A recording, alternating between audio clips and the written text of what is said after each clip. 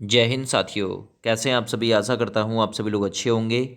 Public career YouTube channel की तरफ से मैं विनोद एक बार फिर से आप लोगों का मोस्ट वेलकम करता हूं। आज का टॉपिक है पुलिस प्रशासन व्यवस्था, जिससे भाग 10 यानी ऑलरेडी 9 पार्ट पहले ही आ चुके हैं।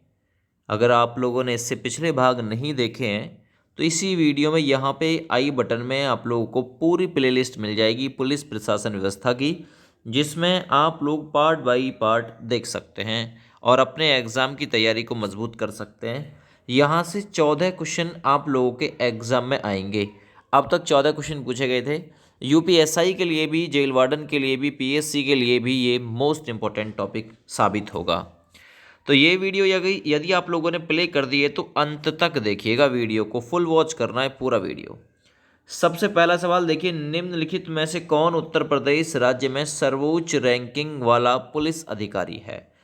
यूपी यानी उत्तर प्रदेश राज्य में पुलिस विभाग में सर्वोच्च अधिकारी कौन सा है। डीजीपी जिसे पुलिस महानिदेशक कहते हैं, या पीएसआई जिसे पुलिस उपरीक्षक कहते हैं, या एसीपी जिसे सहायक पुलिस आयुक्त कहते हैं, या फिर डीसीपी जिसे पुलिस उपायुक्त कहते हैं। तो जिसके पास में सर्वोच्च रैंक है, जिसे 3 सितारा भी कहा जाता है, सही आंसर जाएगा डीजीपी। डीजीपी यानी director general of police, police महानिदेशक कहा जाता है, याद रखना है ना। ए विकल्प बिल्कुल राइट है दोस्त। चलिए सवाल नंबर 2 की तरफ चलते हैं। पुलिस महानिदेशक किस बल का प्रमुख होता है। क्वेश्चन ऐसे भी आप लोगों से पूछ सकता है। जो सर्वोच्च अधिकारी है ना पुलिस विभाग का, वो किस बल का प्रमुख होता है। राज्य पुलिस बल, सीमा सुरक्षा बल, आरपीएफ, जीआरपी। तो सिंपल सी बात है, पुलिस महानिदेशक जो है वो राज्य पुलिस बल का प्रमुख होता है। उत्तर प्रदेश राज्य हो या कोई सा भी राज्य हो, वहीं पर राज्य पुलिस बल का है ना प्रमुख होता है, मुख्य होता है, वो होता है पुलिस महानिदेशक। चलिए सवाल नंबर 3 की बात करते हैं। डीजीपी यानी director general of police, DGP की नियुक्ति किसके द्वारा की जाती है। इंपॉर्टेंट क्वेश्चन है ये भी। राष्ट्रपति, मंत्रिपरिषद, लोकसभा या राज्यसभा। इसे स्टार मार्क कर लेना, क्वेश्चन को एक एक इंपॉर्टेंट रहेगा वीडियो का क्वेश्चन। तो डीजीपी की जो नियुक्ति की जाती है मंत्रिपरिषद के द्वारा की जाती है। विकल्प आप लोगों का राइट रहेगा बी ऑप्शन, यानी 3 नंबर में बी ऑप्शन बिल्कुल राइट हो जाएगा। आगे बढ़ता हूँ। डीजीपी को रैंक प्राप्त होती है किसके समक्ष या किसके समान रैंक प्राप्त होती है। डीजीपी क्या लगाते हैं अपने कंधों पे। तो डीजीपी जो है उसे 3 सितारा यानी कि 3 स्टार के तौर पे जाना जाता है। 1 स्टार, 2 स्टार, 3 स्टार, यानी इसे 3 सितारा की रैंक प्राप्त होती है। सही आंसर आप लोगों का जाएगा बी ऑप्शन के साथ में।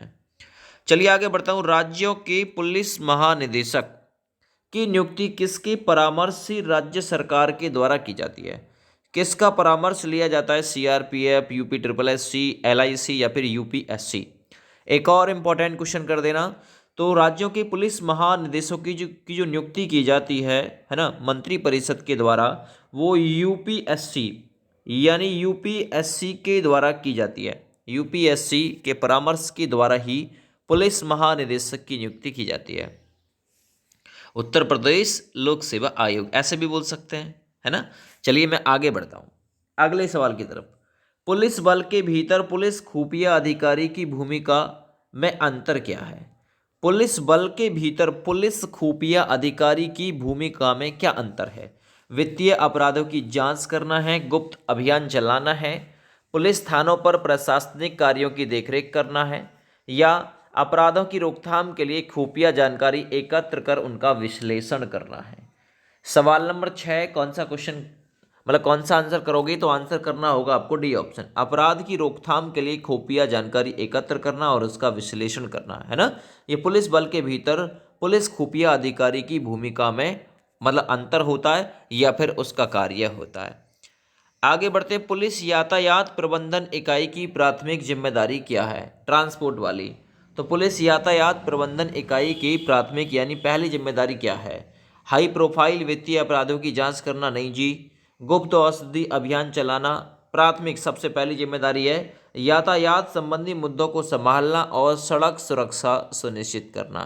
तो विकल्प आप लोगों का सी बिल्कुल राइट आंसर के रूप में माना जाएगा। सवाल नंबर 8 की तरफ चलता हूं। पुलिस बल के भीतर पुलिस के 9 यूनिट की भूमिका क्या होती है या इसमें अंतर क्या होता है। तो आपसे पूछेगा पुलिस बल के भीतर पुलिस के 9 यूनिट की भूमिका क्या है। आप लोग ऐसे इस क्वेश्चन को पढ़ेंगे तो बहुत अच्छा समझ में आएगा। वित्तीय अपराधों की जांच करना, गुप्त औषधि अभियान चलाना या विभिन्न कार्यों के लिए विशेष रूप से प्रशिक्षित कुत्तों का उपयोग करना या फिर जनसंपर्क पर नजर रखना। तो पुलिस बल के भीतर के 9 यूनिट की जो भूमिका है वो है विभिन्न कार्यों के लिए विशेष रूप से प्रशिक्षित कुत्तों का उपयोग करना। ये के 9 की भूमिका याद रखना। सवाल नंबर 9 की तरफ चलते हैं। पुलिस विभाग में संगठनात्मक ढांचे में पुलिस प्रमुख की क्या भूमिका होती है ना। जो संगठन का ढांचा होता है पुलिस, है ना, प्रमुख की भूमिका क्या होती है। सवाल नंबर 9 इंपॉर्टेंट क्वेश्चन रहेगा।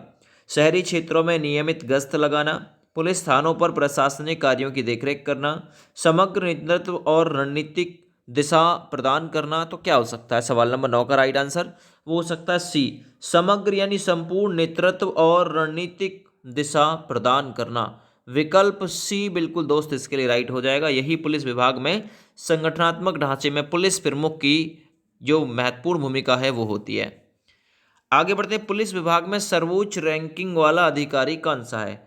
तो सर्वोच्च रैंकिंग वाला अधिकारी मैंने आपको बताया था डीजीपी, डीजीपी, है ना। तो सही आंसर हो जाएगा पुलिस महानिदेशक इसे कहते हैं हिंदी में। आगे बढ़ते हैं। नियंत्रण की दोहरी प्रणाली और आयुक्त प्रणाली निम्नलिखित में से किस शहर को छोड़कर अन्य में पाई जाती है। तो यहाँ से आप लोग एक क्वेश्चन मतलब रट के याद रखिएगा। बात है जनवरी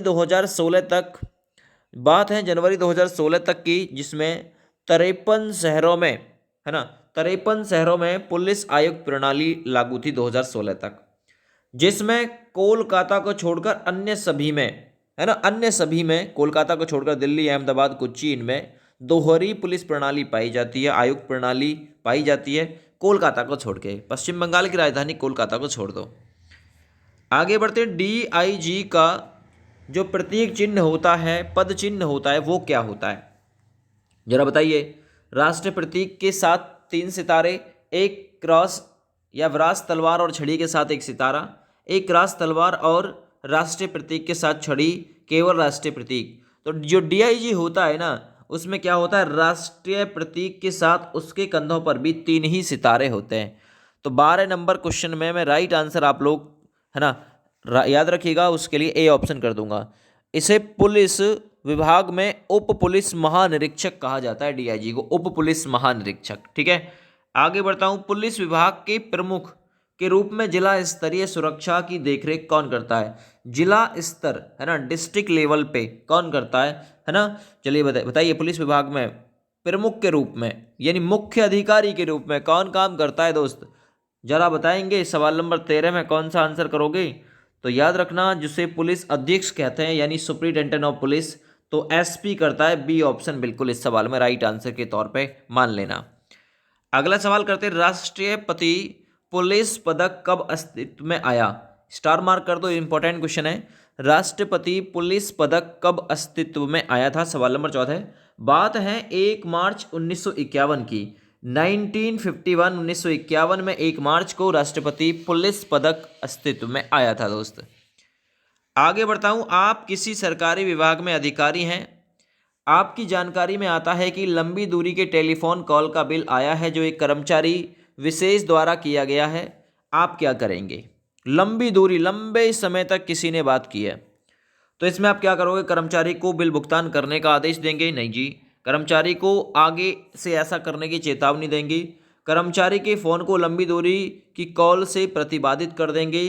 कर्मचारी से ऐसी कॉल करने का कारण पूछेंगे। ये प्रबल हो जाएगा कि आपने कॉल की है तो इतनी लंबी, जो क्या कारण रहा है कि इतनी लंबी आपने कॉल की है, याद रखना, जिससे कि बिल बहुत ज़्यादा आया है।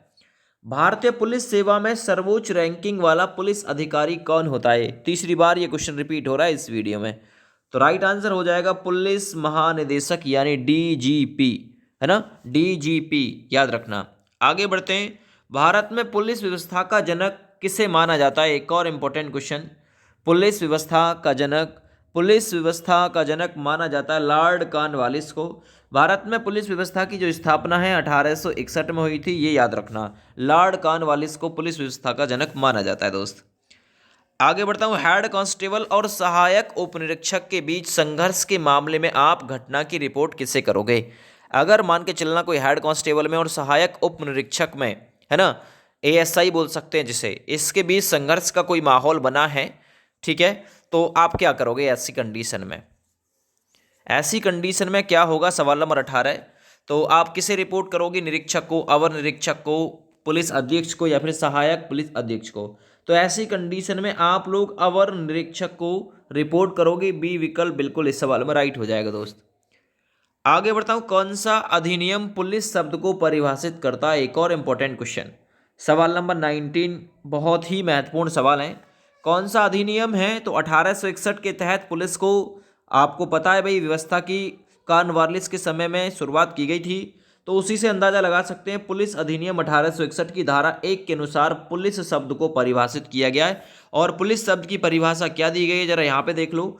पुलिस सरकारी एजेंसी है जिसे जनता के जीवन और संपत्ति की सुरक्षा के साथ साथ शांति और सामाजिक स्थिरता सुनिश्चित करने का काम सौंपा गया है, जिसके तहत पुलिस अधिकारी और कर्मी अपने दायित्वों का निर्वहन करते हैं। तो पुलिस क्या है? एक सरकारी एजेंसी है, याद रखना ये चीज भी, ठीक है।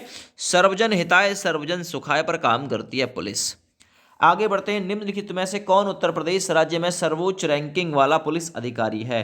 अब ये क्वेश्चन को कैसे भी घुमा फिरा के पूछ सकता है, आप लोगों से कैसे भी पूछे।